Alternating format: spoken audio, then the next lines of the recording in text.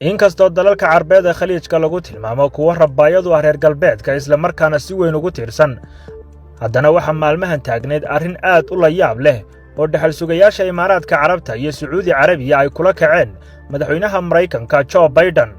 sida uu daabacay wargeyska dalka Mareykanka ka soo baxa ee Wall Street Journal, dhaxal sugaha boqortooyada Sacuudi Carabiya Mohammed bin Salman iyo dhigiisa Imaaraadka Carabta Mohammed bin Said Al Nahyan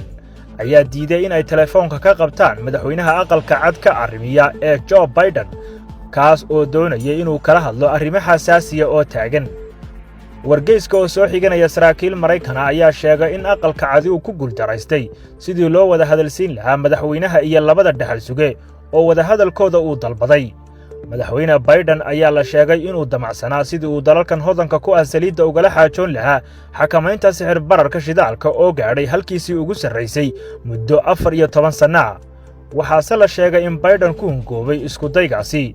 sababta ay madaxda Carabtu u diiday xidhiidhka madaxweynaha Mareykanka ayaa lagu sheegay dhowr arrimood oo ay ka mid tahay wada hadalka u socda dawladda Iiraan iyo wadamada reer galbeedka oo maraya meel gabagaba,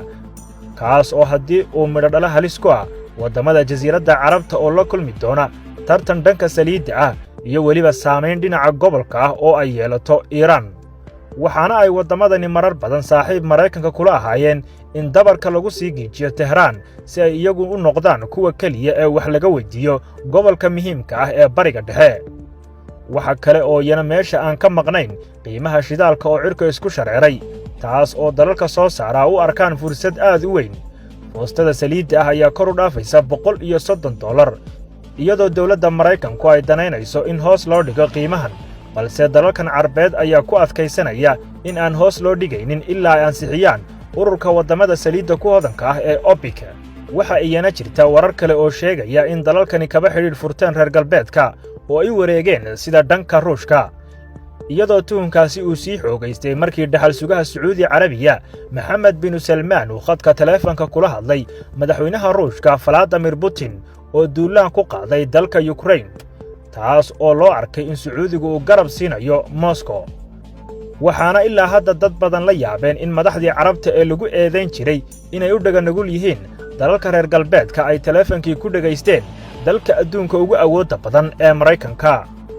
waxaana dad badani ku doodayaan in ay jiraan arrimo aan weli soo shacbixin oo intaasi ka sii qoto dheer, kuwaasi oo u dhexeeya dalalka Carbeed iyo Washington.